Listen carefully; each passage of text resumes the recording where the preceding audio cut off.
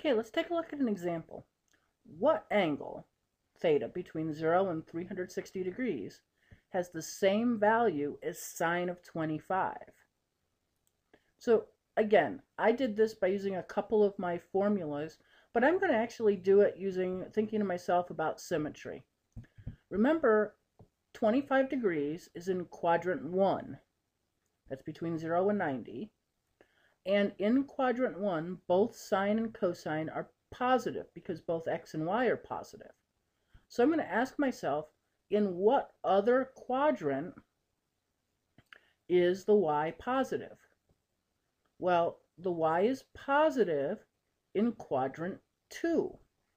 And so what I want to think of now is kind of a 25-degree angle in quadrant 2. And if we go back and look at kind of the previous example that we had, if this, where I have the 40 degrees, if this were to be 25 degrees, I would want the same 25 degrees over here.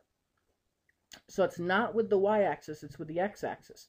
So if this is 25 degrees, the distance all the way over to that would be 180 minus 25, or 155 degrees.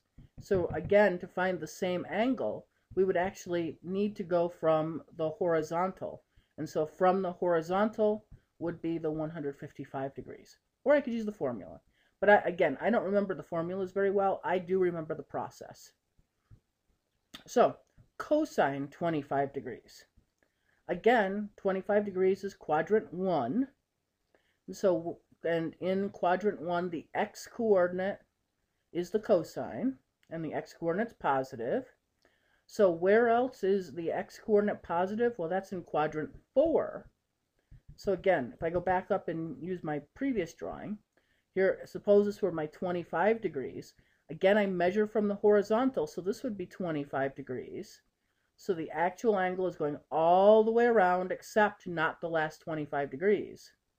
So if I think of that, that's going to be 360 minus 25, or in other words, 335 degrees.